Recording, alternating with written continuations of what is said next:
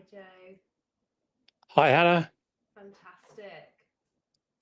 Well, we have now it's become the afternoon, so I can say to everybody, good afternoon, and thank you so much for joining us today. I'm very, very excited to be here with you, Joe, for this conversation. And we're really hopeful that it's going to be a powerful and timely conversation for many of you because as you'll know, in the wake of the Supreme Court ruling, where it redefined Sex and the Equality Acts as biological, it has had a profound consequence for trans folks, both in the workplace and more broadly. And things have shifted in terms of that conversation. So we're here with Joanne today to kind of get to the bottom of it all. This isn't about legal compliance, and it's not a legal seminar either, but it is about moral and courageous leadership. And just to let you all know, my name's Naima McCloskey. My pronouns are she, her. I'm the CEO and founder of Fearless Futures. And I'll introduce Joanne Lockwood now. Joanne is the founder and CEO of See Change Happen. And she's an internationally recognized speaker, facilitator, and an inclusive culture expert. Joanne works with organizations across the UK and more globally than that as well, actually, to create environments where everyone, regardless of identity, can thrive. And she's also the host of the podcast Inclusion Bites, and really a leading voice on the kind of human edge of equity, diversity, and belonging. And today, Joanne, you're here not only to share your story, but really to help us all reflect on our roles in shaping the workplaces, shaping our communities, our society more broadly, that we all share in ways that allow us all to thrive and to be our best. So thank you, Joanne, for making time for us all. It's a pleasure. And I just noticed on the LinkedIn chat, someone's Mhm. saying you're quite quiet, Hannah, so you may just need to I'm lean into having your to sort of microphone slightly. boom. So it wasn't just you, Joanne, it That was wasn't in just me. fact Yes, a bigger problem. So big of a apologies, everyone. I'm going to shout really and hope well, that that I'll say helps. hello, and you can sort of Yes. adjust the boom. Please Anyway, let us know in the chat whether I've my booming is helping get to a more typical level where you can hear us.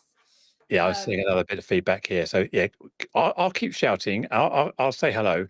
Thank you for introducing me, Hannah, and it's a real honour to share this platform with you.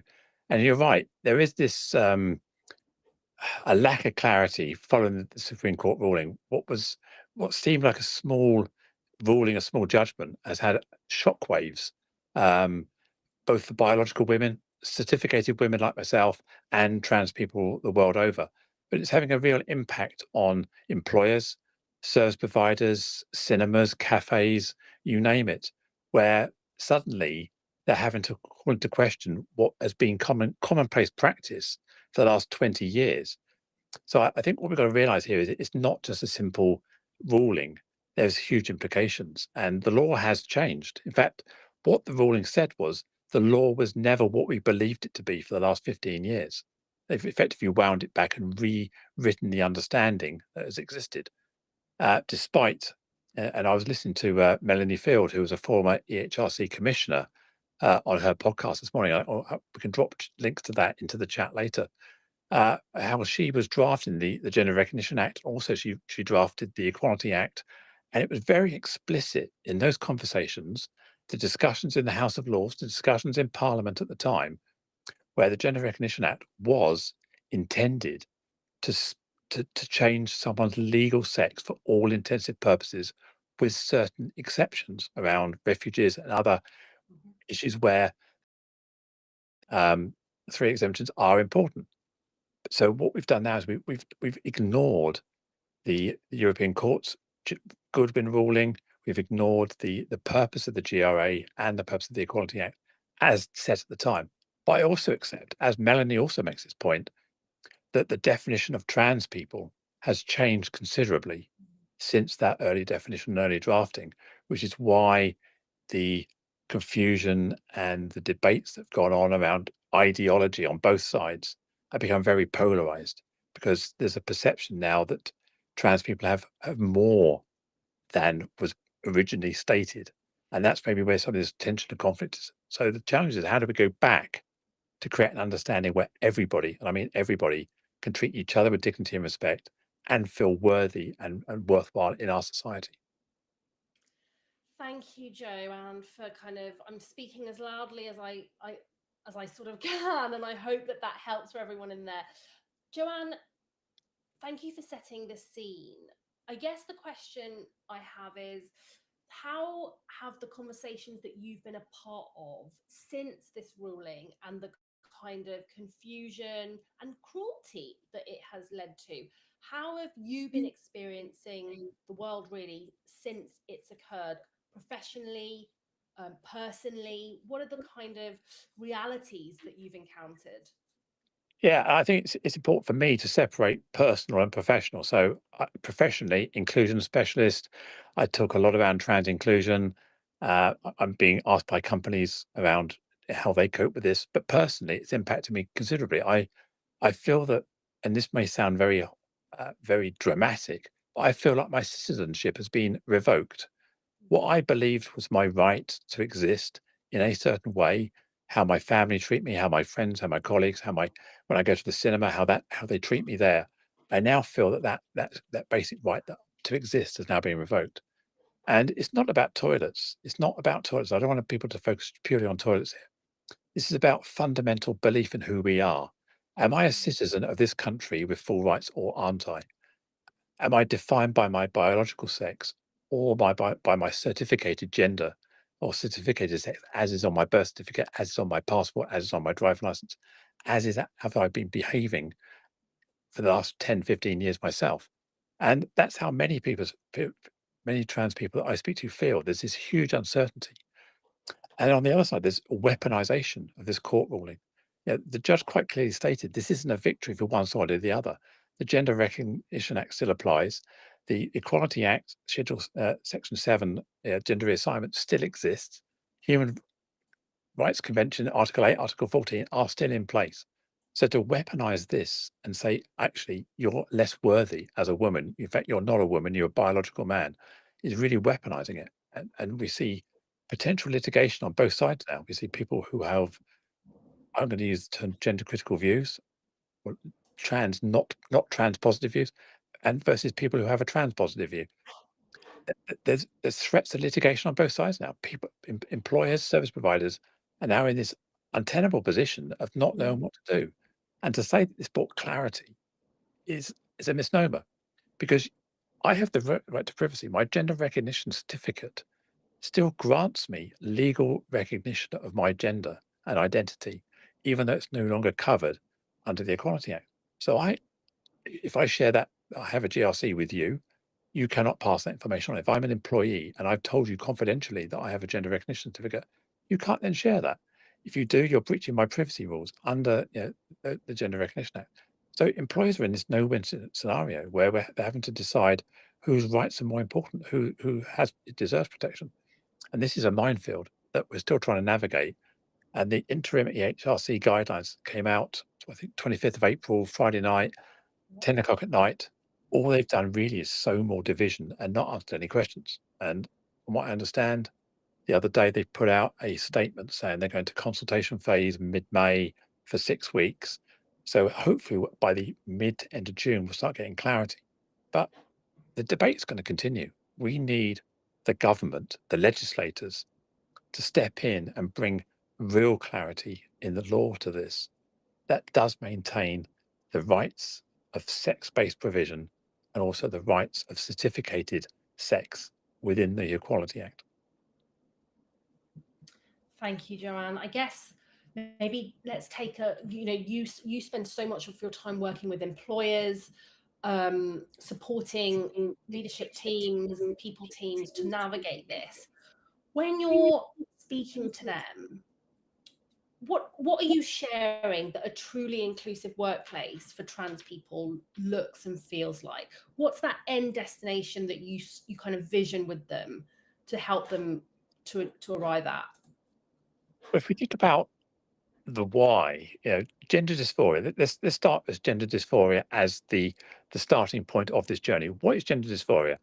It's about being perceived and treated in a gender that's not congruent with your identity. So, as a trans woman, my gender identity is female. If I was a trans man, my gender identity would be masculine. If I was non-binary, my gender identity would be agnostic, not sitting within it, and whatever the spectrum is. So if you're treating me by my biology and not embracing my identity, what that's saying is I'm not good enough. I don't pass your test. I'm not worthy of your respect, your dignity. So that's the why. So what good employers do is they understand the fundamental human right I have in the law that still exists to be treated as a woman, my legally acquired gender. I appreciate non-binary people do not have that protection in the law currently, even though the Rose Taylor, Jaguar Land Rover case did protect non-binary people who were declared that they were gender transitioning to be non-binary, were also covered. But I'm looking for an employer who embraces me as an individual, not as a stereotype, not as a collective, but me and my personal circumstances. Respects that dignity to maintain the fact that I have gender dysphoria, or actually I don't have gender dysphoria anymore. I've cured myself by transitioning. So respecting that that was the cause of my transition, and respecting my identity as protected in the law under the Gender Recognition Act of gender reassignment, and giving me space to exist without indirectly discriminating against me, othering me, outing me, breaching my privacy, and forcing me into a space based on my biology. So how that looks is going to vary by employer, by service provider. If you've only got sex-based facilities, changing rooms, showers, whatever it may be, then that becomes a problem, because the proportionality test has just changed completely. The proportionality test is all based around the rights of sex-based protection, and the Schedule 3 exemptions now is far easier to achieve. We've seen it in sport, we've seen it in other things already. So how can you create environments that respect the article in the Equality Act around sex provision, but also the gender reassignment? And that is not pushing me into the disabled toilet. That is not giving me a radar key. That is not forcing me, when I'm going to lunch with my female colleagues, my female colleagues turn left to the toilet, I have to turn right. And they're going, Joanne, why are you going to the male toilets? You're a woman. Suddenly I have to out myself and be embarrassed in that situation, which is untenable. And that's where indirect discrimination, that's where my dignity and privacy has now been violated under the Human Rights Act. So this is the minefield we're currently in, and it's no simple answer. And as I say, the clarity we were given is murky clarity. Yes, mud, to be honest. You're right, Yes. absolutely right, Joanne. And so I guess if you're a manager in a workplace today and you have a deep commitment for trans inclusion, what can managers do beyond their rainbow lanyard?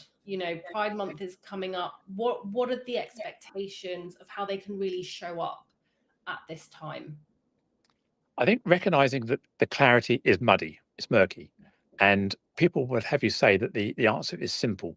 I don't think it is simple. People are complex beings. We're all complex. So I would encourage employers to sit down and listen to people. Listen to the concerns people have around their privacy from a sex provision. Listen to the concerns people have from a gender reassignment provision, and see whether there's a workable solution that everybody can come around and acquiesce around the table without it being a big deal. That's the first thing I would say. Talk to people first. Work out what the real issues are. Then, I appreciate that not everybody is working for a public sector body where the public sector equality duty kicks in, but you can still do what I would call an equality impact assessment. You can still use the same process. What is the risk? What is the risk of including? What is the risk of excluding? And work through those steps. And then we still apply the proportionality and the legitimate aim test. Say, what am I trying to achieve? Why am I trying to achieve it? If someone says they feel um, worried, scared to be in that space with a biological man, let's believe them. Let's listen to that, and then think, how can we mitigate that risk? Is it by putting cubicles in? Is it by putting screens in? Is it by providing additional facilities? Is it by designating some facilities as sex-based and some facilities as gender neutral? Can we shift that balance whilst still maintaining the 1992 workplace regulations of having to have sex-based toilets and sex-based spaces? So we've got to marry all these things up. But I think what we can do as an employer and a service provider is to start talking to people and understanding it rather than knee-jerking to the left or knee-jerking to the right to bow to this perspective or this perspective. Because let's remember, trans people have been using toilets, changing rooms, facilities for generations. And it's only in the past 4 or 5 years where this has become a flashpoint. So why has it become a flashpoint? Is it because there is a problem, or is it because you've been told there's a problem? So I think we need to wind that back and see why this flashpoint exists. Again, critical thinking, go back to the why.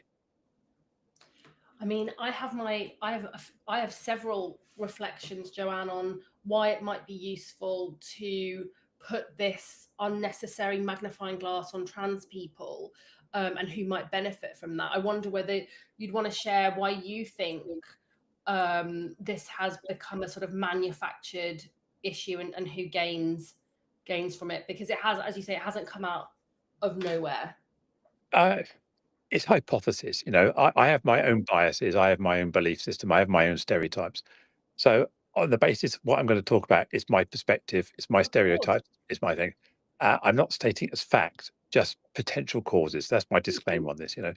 We've seen the rise of religious extremism in the US driving the agenda around the US government and other things like that.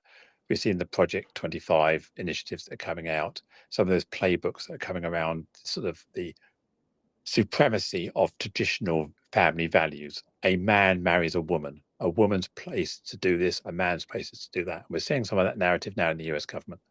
We're seeing some of that being influenced through our own right-wing media. Who owns those media companies? Powerful white men being influenced by far-right Christian values and things. And again, I appreciate that not everybody who has these views subscribes to that doctrine, but that's where some of the money's coming from. Some of the amplification, some of the motivation. We've also seen it's a political football in the UK. You look at the right-wing, the Tory party. We looked at the leadership competition when Boris Johnson stepped down or was fired. The Liz Truss competition where she won it. The Tory debates were all around who could be the most anti-trans. Poor Penny Mordaunt was berated for being trans positive, and everybody else was distancing themselves. So being anti-trans has political capital. It is a political football. We've seen YouGov surveys coming out recently where public acceptance and public belief in trans people has dropped considerably over the last 2 years. And that hasn't been because of what trans people are doing. It hasn't been down to bad actors from a trans perspective. It's been to the media spotlight enforcing a microphone in people's faces and say, can a woman have a penis? And it's like, should this person be in a female jail? What are we doing to our kids? We're mutilating them. So what we're doing is we're using these test cases, this fear to drive rejection, and I'm going to say hatred or distrust or mistrust against trans people, and converting our identity into an ideology. Yeah, I can't speak up now without someone saying, "Oh, you're just spouting the trans ideology." It doesn't make sense.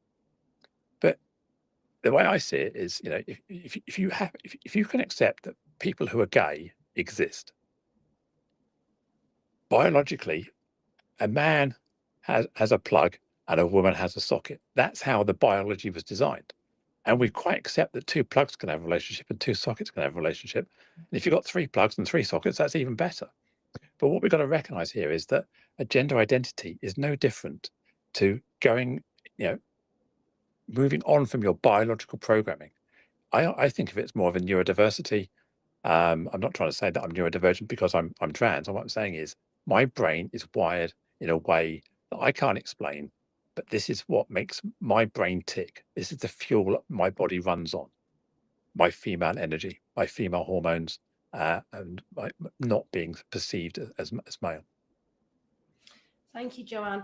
I think that's, I concur with you in terms of the kind of extremist fringes that you described, and a lot of where that funding has come from. That's well documented, I think, actually, and funnels of money, globally to this end. I also think it's actually, we've seen throughout history, it's really useful to create scapegoats during economic crises, and to turn ordinary people's attention away from their terrible economic circumstances, and to say, well, these people are responsible for your misery in some sense, rather than government policy or, you know, low wages or precariousness in the economy.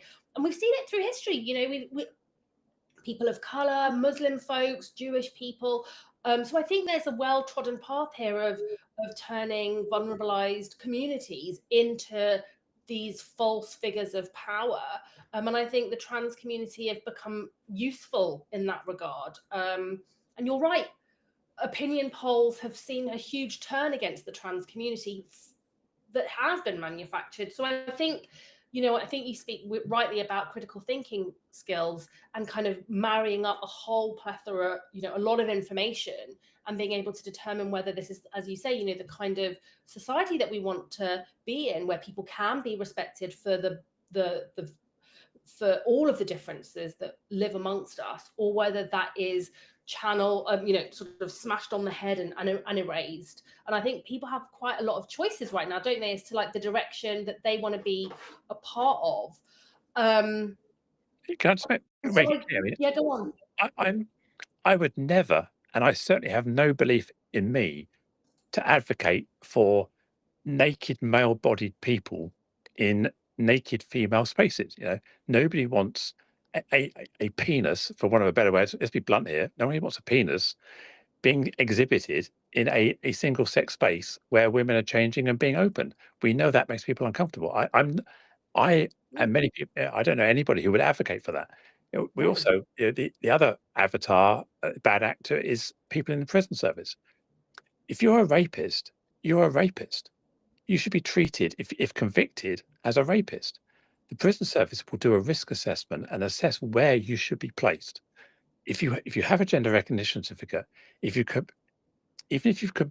committed a violent crime, and you still have a penis, let's use the words, then you should be placed in the male estate. And I completely concur. If you are a threat to women, you are a threat to the environment, the risk assessment states this is what should happen.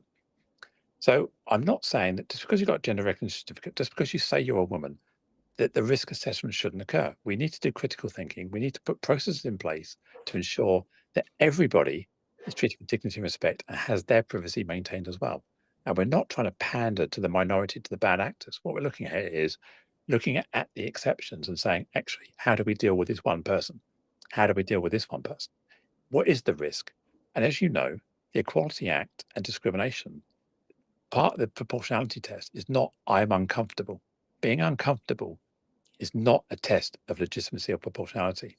It has to be a legitimate aim, not just I don't like you. So yeah. Absolutely, Joanne. And you know, thank you for bringing that clarity. I think what you've identified, that, you know, what you're kind of speaking to is there needs to be a facts-based approach to public safety, to public health.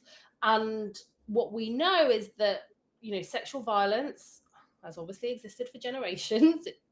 It's not going away anytime soon, but we also know that it is cis men that are disproportionately socialized into this. And I think there are obviously, and I'm sure you'd agree, we have a huge set of concerns around all women's safety, actually. And that is worthy of everybody's time to think about, how do we create cultures and a society that is less violent? Absolutely the case. This, however, targeting the trans community is not that. And it's unsubstantiated by any sort of fact, but it is substantiated by people who have a very deep commitment to the gender binary and other ideologies, as you say. So I think we're all agreed that violence against all women is a very bad thing, and we should all turn our attention to challenging it, rather than pulling up bizarre fringe cases that don't represent the breadth of the issues that are actually a kind of an affront to people. I guess going back to the workplace then, Joanne, because we kind of moved into lots of different aspects of kind of society. the recent ruling has been described as you can exclude us, but you don't have to, as a kind of summary. What has that message meant for you? How's that message been taken on by HR and people teams that I'm sure have been calling you frantically over the last few weeks as you've been kind of guiding them and supporting them? How have people been interpreting it, but how should they be interpreting it? Just to bring some clarity, with a kind of conclusion point on that in terms of the workplace. I'm not a human rights lawyer. I'm not a legal specialist. So let me give you again my perspective. Yeah. People will say that the Supreme Court ruling was clear. You must now do this. And to include a trans woman in a single sex designated service or provision effectively negates that single sex label. You cannot no longer label that single sex. And if you allow me as a biological male into that space, then it opens the door for any biological male to say, well, hang on a minute, this biological male went in there, why can't I? And then they will claim indirect discrimination. That negates the gender reassignment protection in the Equality Act, which also kicks in here. So a biological male isn't being indirectly discriminated against because they were never believed or entitled under gender reassignment to go into that space. So I think we've got to be careful here. We're not clouding that water. But yeah, the law was clear. You now the proportionality test has now flipped in the favour of single-sex spaces. So if you are confused, the best way to move forward really is to designate facilities, services as non-sex specified. So whether you want to call that gender neutral, whether you want to call that open, whether you want to whatever you want to call it, it's making sure that you're not designating something. And just because it has a female sticker on the door doesn't mean to say you've designated that as single sex. Unless you actually do a risk assessment, you actually go through a provision, you do your proportionality test, and you have it documented. Because if you just sort of suddenly start policing your toilets in the cinema, I'm going to come along and say, okay, what about my Article 8, Article 14 rights? What about this? What about that? What about my right to privacy?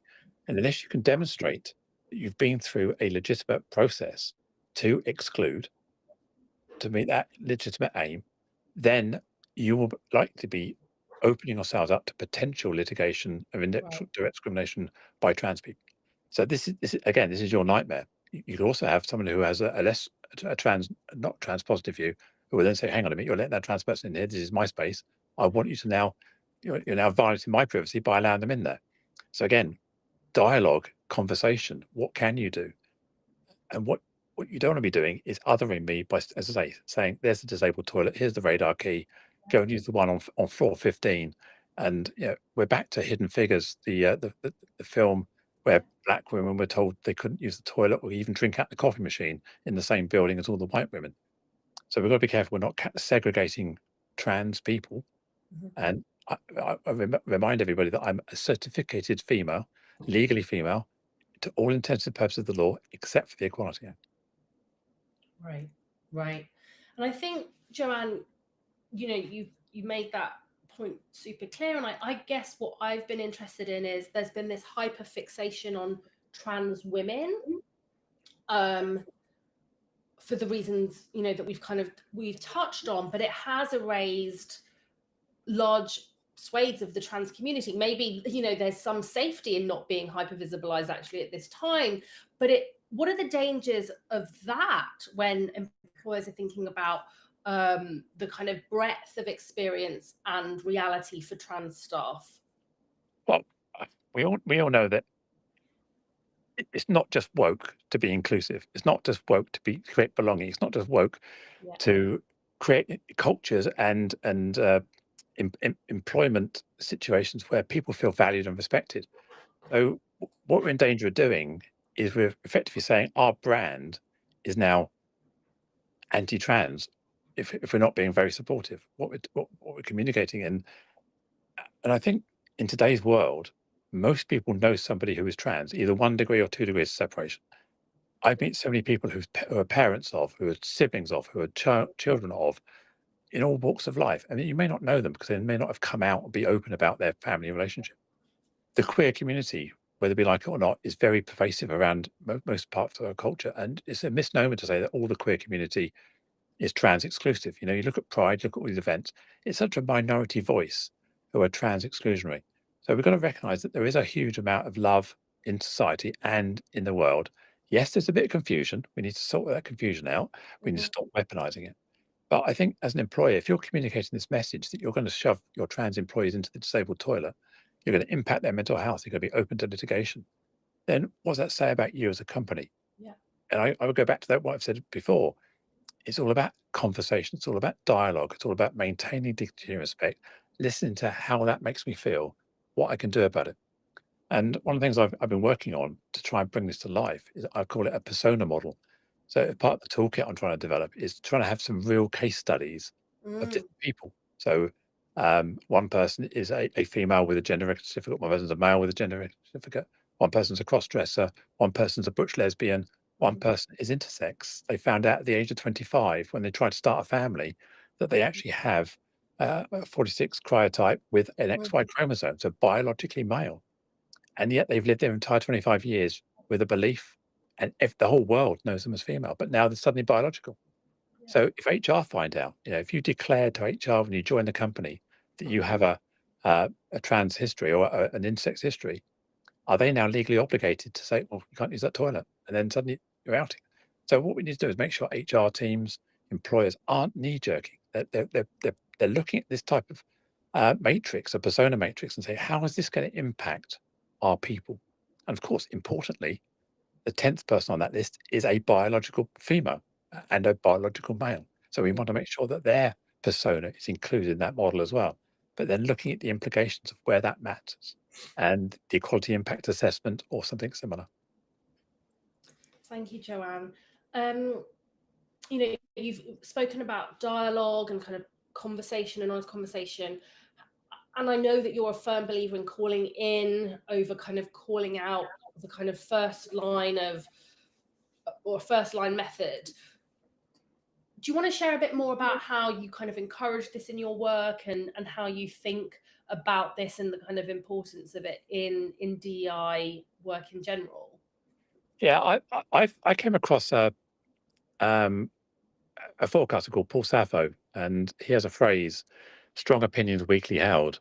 Yeah. So I have my belief system. I know what I believe, but I also recognize I have to have critical thinking. So you have to start from the premise that you're wrong, rather than what we tend to do. We start the premise we're right. So if I start with the premise I'm wrong and look for things I don't agree with, and then critically challenge those things. So when I'm seeing people's opinions on LinkedIn that are less positive to my views, I engage with them. Maybe I don't necessarily engage with the person. I engage with the comment. I explore it. I try and test it out. I look for information that either supports or denies that. So I think what we all have is this: if all of us are take responsibility for challenging things critically, not falling into our echo chamber, and not listening to just the same people, because that's where ideologies take over, where we start to believe the doctrine that we're being told. So I'm really passionate about my own life is to step out of that echo chamber, hang out in places that are uncomfortable for me, which is quite tough sometimes, and critically analyze what people are saying and myth Mm. bust, challenge. So I think that's one side, and the other side, everyone's entitled to a belief and a perspective, but we have to recognize that not every belief and perspective is shared by everybody else. So Mm.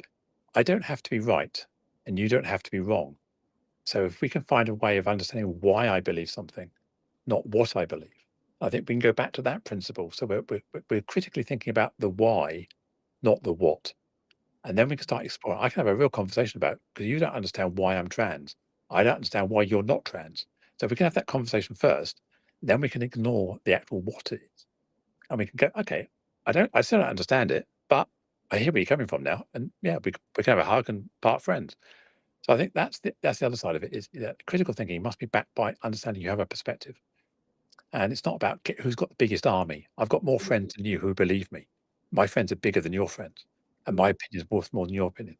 It's recognizing we're all going to have this perspective. Because if it was easy, we would have world peace and it'd be utopia. Thank you, Joanne. Um, no, I appreciate that. And I guess, you know, with that sort of in mind, what would you want a leader who's been listening or who maybe watches the recording of this, what would you want them to go and do or say or kind of enact as a result of kind of hearing you today? do some research. Yeah, don't believe me. I'm here to tell you I'm right, but I don't expect to be right. You know, you're going to have a different opinion. If you're listening to this and you completely disagree with everything I've said, absolutely fine. All I would ask you to do is listen to the end, listen to some of the resources we're going to provide as part of this, engage in it, speak to trans people, speak to non-binary people, speak to people who are personally affected by this, how they're feeling right now, the families and everybody else. Step out of your echo chamber and engage. And you may say, well, I've done that in the past, I've done, and that's fine. Great. Happy to have that. But I'm stepping into your space and listening to your arguments. I'm listening to your debate. I'm listening to try and understand why the Supreme Court ruled as it did after 15 years of the Equality Act.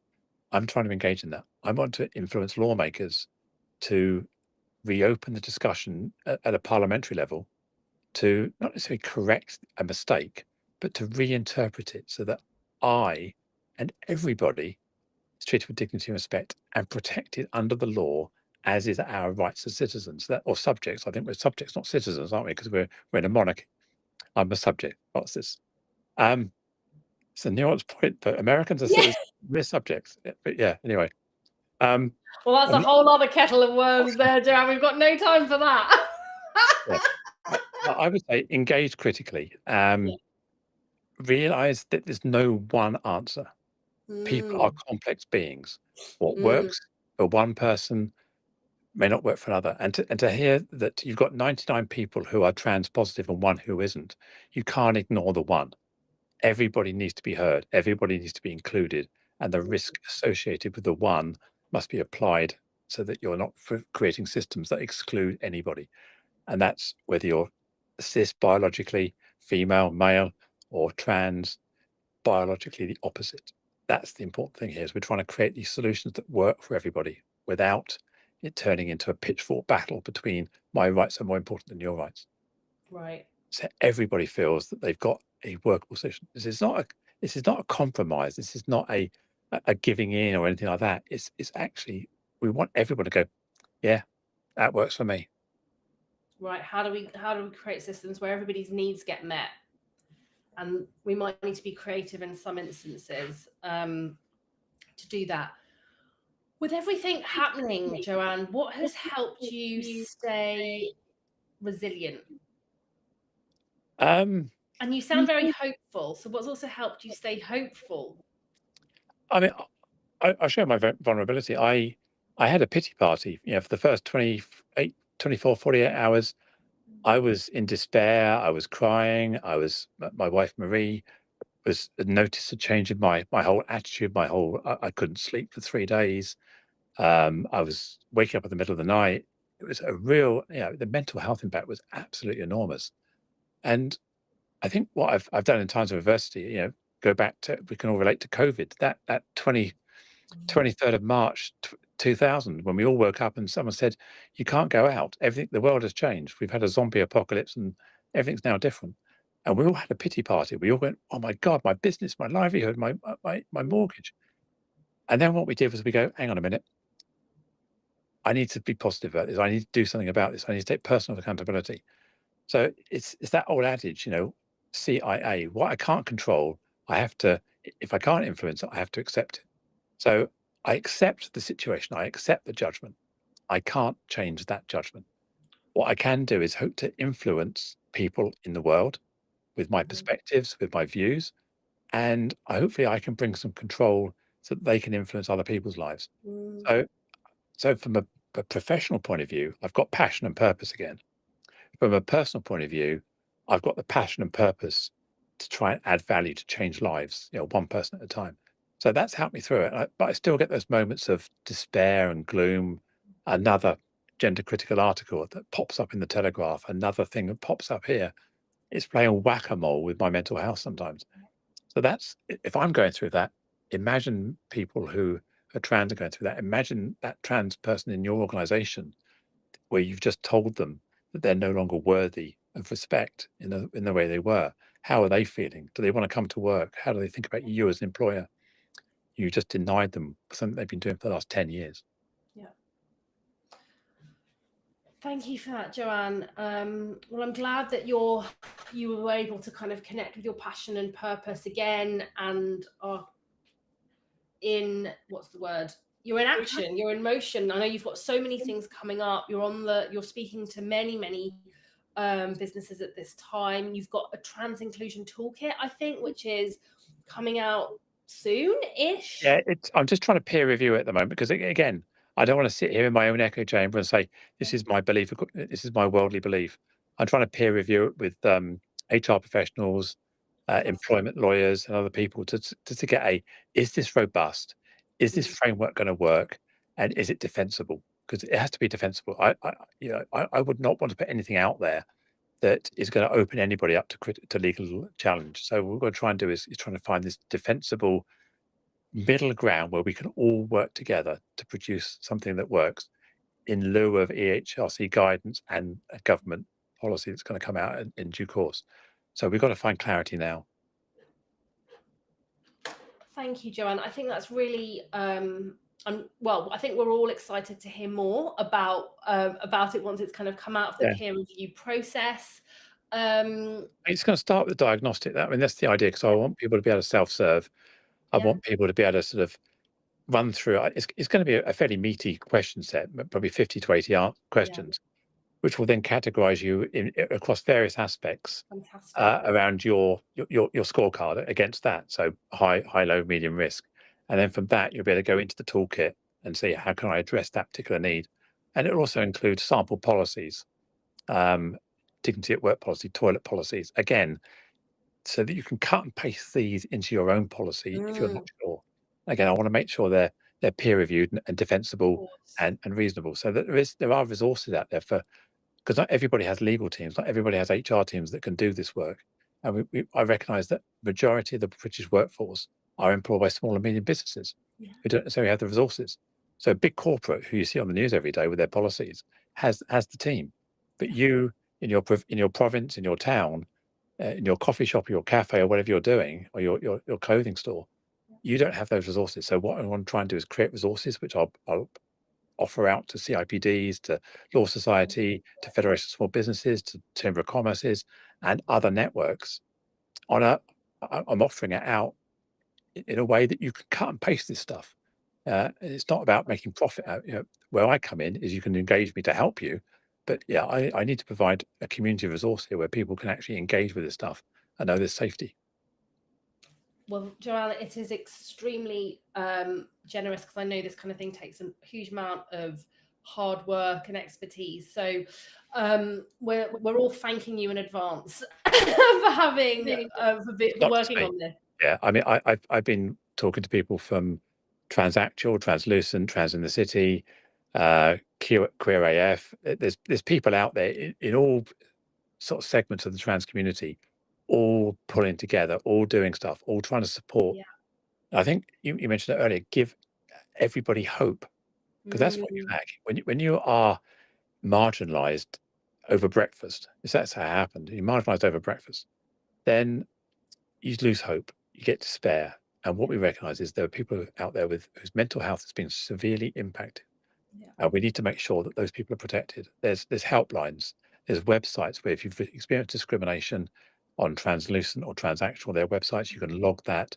There's crowdfunding, GoFundMe stuff on legal support. Some of these organizations have got a huge amount of money behind them now, and pro bono solicitors and barristers in place to be able to take on cases. So if you feel you're not being treated with dignity and respect, there are people out there to help. Don't feel that you've got to just take it. Even if you don't want to take it to court, log it and report it. The old adage, if you don't know the hate crime exists, if you're not recording it, how can we collect it? How can we tell those stories? So it's really, really important that you share those stories, not just on Facebook, but actually be counted, even if you don't want to take legal action. Yeah, thank you, Joanne. So for those who are allies, there's lots of entry points to be able to share, to kind of give money if you can, and you're able to read up, to share resources in your own organization about other ways of thinking about this matter in a more trans inclusive way, and to advocate that your people teams engage with your toolkit and diagnostic, urging them not to do. I think the point that you made earlier, Joanne, about not engaging in the knee-jerk reaction is probably, I mean, it's good business sense all the time, isn't it, frankly? But I think it's very, very, very important when people's lives are at stake, to not respond in that way. So I think the more, for those people who might be listening to this, who are, who maybe don't have huge personal authority in an organization, how can you still use your influence to engage your leaders and provide them with materials that might steer them in a direction that, as you say, gives everybody their dignity and everybody their respect, as we all deserve. I would encourage you. You asked earlier, what can people do right now? Yeah. I'll put a link to the podcast that Melanie Field, the former HRC commissioner, recorded back, remembering the day when all this was happening. The real life commentary. Have a listen to her perspective, not my perspective. She's a cisgender, biological female, civil servant who is recalling how the conversations evolved at that time. Have a listen to that perspective. Also, obviously, appreciate the lens is that the definition of what is transsexual, transgender has evolved over time. Yeah. And that she makes that point in the recording that the scope of transiness, if you like, has changed since that ruling. And maybe that's caused some of the confusion. So listen to it with an open heart, open mind, and start drawing your own conclusions around what you believe the intent of the Equality Act was, and what that ruling has done to it. Fantastic. Thank you, Joanne.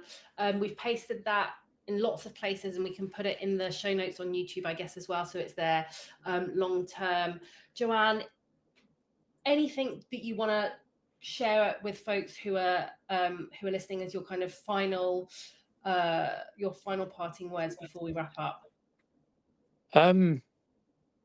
Recognize that your trans colleagues, your trans clients, your trans contacts are hurting.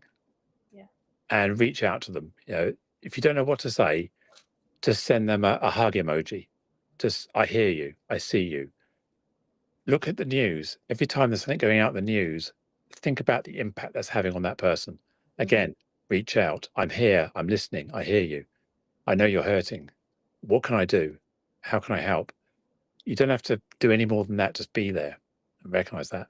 And then if you are an employer or service provider, think about how you can what you can do right now. The Supreme Court ruling is a watershed. It happened. We can't change it. How you react to that in a lawful, defensible way that's important. And that doesn't have to default to exclusion. Thank you, Joanne.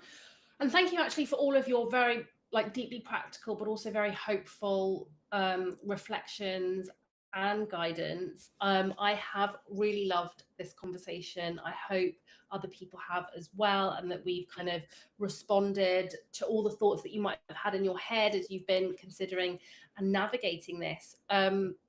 And with that, I think that we can bring this conversation to a close. It's See Change Happen. That's where you can find Joanne's details. Google me. If you Google me or Bing me or whatever search platform it is, drop me a DM on LinkedIn if you wish. Without doing a sales pitch, it's not about sales pitch, but you can always contact me if you want to come and have me talk to your organization, liaise with your HR team. Then more than happy. I've got capacity in my diary over the next few months. So yeah, please let's have a chat. If not me, there's plenty of people I can signpost you to as well. Fantastic. Lovely. Thank you so much, Joanne. And I hope everybody else has a wonderful afternoon. Take good care.